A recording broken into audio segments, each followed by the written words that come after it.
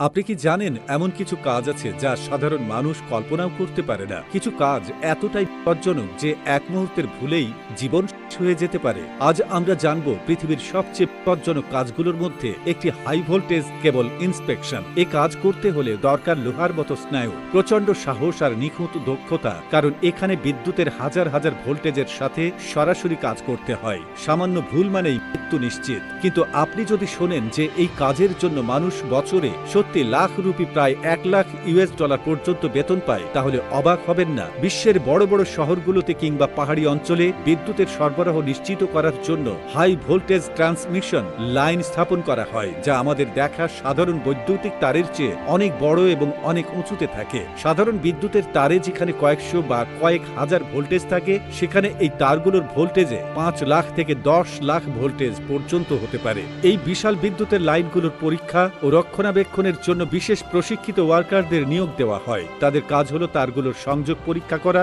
যদিও কোথাও কোনো সমস্যা থাকে তাহলে তা মেরামত করা এবং নিশ্চিত করা যে বিদ্যুতের সরবরাহ ঠিকমতো হচ্ছে কিনা। কিন্তু সমস্যা হচ্ছে এই তারগুলো এতটাই উঁচুতে থাকে যে সাধারণভাবে মাটিতে দাঁড়িয়ে বা মই ব্যবহার করে কাজ করা সম্ভব নয়। তাই কর্মীদের হেলিকপ্টারের সাহায্যে তারের পাশে নামিয়ে দেওয়া হয়। প্রথমেই একটি বিশেষ প্রশিক্ষিত দল হেলিকপ্টারে চড়ে নির্দিষ্ট বৈদ্যুতিক তারের কাছাকাছি পৌঁছায়। পাইলট অত্যন্ত দক্ষভাবে হেলিকপ্টারটিকে তাদের কাছাকাছি স্থিতিশীল রাখে, কারণ সামান্য নড়াচড়া হলেই বড় ঘটনা ঘটতে পারে। এরপর এক বা একাধিক ওয়ার্কার হেলিকপ্টার থেকে ধাপে ধাপে বৈদ্যুতিক লাইনের উপর নেমে আসে এবং সরাসরি তারে বসে কাজ করতে শুরু করে। তারা হাতে বিশেষ ধরনের সরঞ্জাম ব্যবহার করে তারের সংযোগ পরীক্ষা করে। যদি কোথাও ত্রুটি থাকে তাহলে তা মেরামত করে এবং নিশ্চিত করে যে বিদ্যুতের প্রবাহ ঠিকভাবে চলছে। এই পুরো সময় তারা সরাসরি কয়েক লাখ ভোল্টেজের বৈদ্যুতিক লাইনের সংস্পর্শে থাকে। এত উচ্চতায় সরাসরি হাই ভোল্টেজ তারের পাশে ঝুলে কাজ করা এটি সাধারণ কোনো কাজ নয়, বরং জীবন মরণের খেলা। কেন এই কাজ এত বিপজ্জনক?